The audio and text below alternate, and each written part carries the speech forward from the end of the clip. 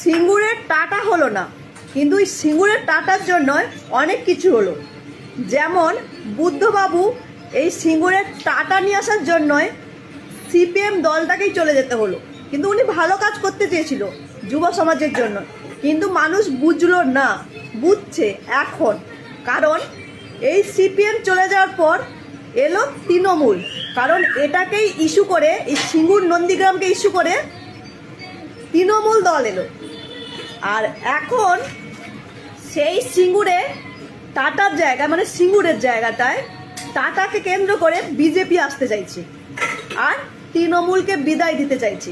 তবে তৃণমূল বিদায় হবে কিনা আমি জানি না, তবে এই যে সিঙ্গুর জায়গাটা গুরুত্বপূর্ণ বিষয় হয়ে দাঁড়িয়েছে রাজনৈতিক জায়গায়, এটাই হচ্ছে বড় ব্যাপার।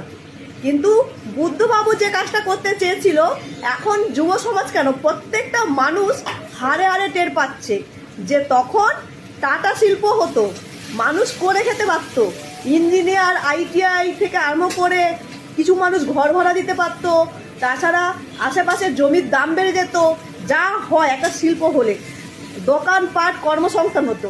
কিন্তু এখন হচ্ছে মন্দির, আর সেই মন্দিরের সামনে দোকান দিলে তাতেই কর্মসংস্থান হবে।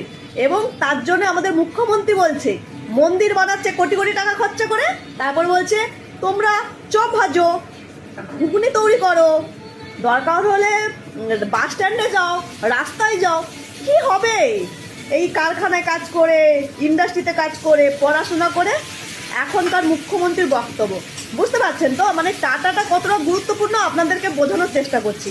আর বিজেপি সেই টাটাকে দেখিয়ে শিল্প আনবে বলছে, প্রতিশ্রুতি দিচ্ছে, আর তাই আসতে চাইছে। মানে সিঙ্গুরে সিপিএম গেল, সিঙ্গুর দেখিয়ে তৃণমূল এলো। এখন তৃণমূলকে বিদায় করার জন্য বিজেপি সেই সিঙ্গুরে মোদী সরকার সভা করছে যে এখানে শিল্প আনবো, এই সেই শিল্প। এবার পশ্চিমবঙ্গ মানুষ কতটা চালাক, কতটা বুদ্ধিমান আমি জানি না, তবে আমি যতদূর জানি পশ্চিমবঙ্গের মানুষ হচ্ছে ভাতা দিবে, ভাতা পেলেই খুশি।